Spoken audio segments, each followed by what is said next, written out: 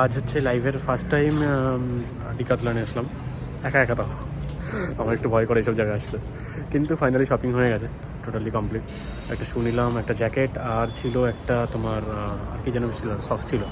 তো দেখা হচ্ছে আবার স্টুডিওতে। আমাদের জিনিসপত্র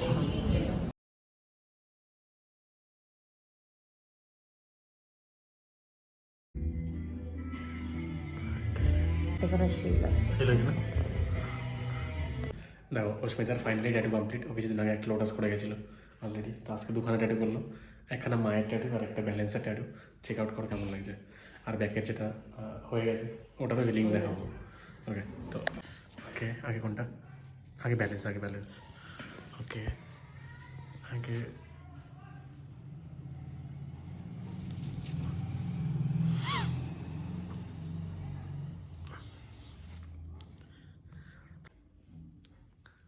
এটা হচ্ছে আজকের সেকেন্ড ট্যাটু।